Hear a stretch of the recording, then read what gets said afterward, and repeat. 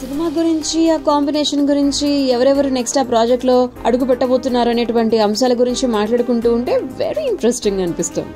Mobile masala వారి film Nagar కబుర్లోకి వెళ్ళిపోదాం. నితేష్ తివారి దర్శకత్వంలో బాలీవుడ్ అగ్ర నిర్మాతలతో కలిసి అల్లు అరవింద్ గారి ప్రతిష్టాత్మకమైనటువంటి ప్రాజెక్ట్ రామాయణం గురించి మాట్లాడుకుంటే, రామాయణ అనేటువంటి పేరు ఈ సినిమాకు సంబంధించి ఎన్నో వార్తలు సోషల్ మీడియాలో వైరల్ అవుతూనే ఉన్నాయి ఎప్పటికప్పుడు. ఇప్పుడు ఈ ప్రాజెక్ట్ మ్యూజికల్ విశేషాలు అందరూ మాట్లాడుకునేలా ఉన్నాయన్నమాట. ఈ సినిమాకి ఎంతో ముఖ్యమైనటువంటిది సంగీతం కదా.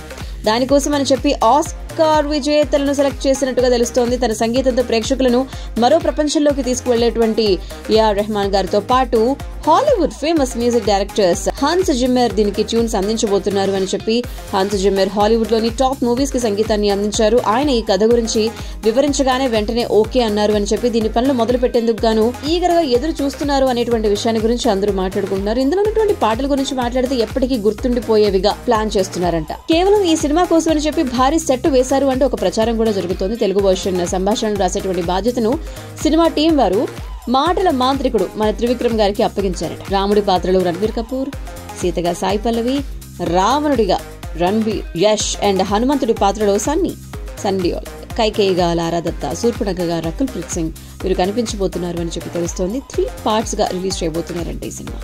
ఎన్ని విశేషాలు ఉన్నాయో తెలిసే సినిమా గురించి.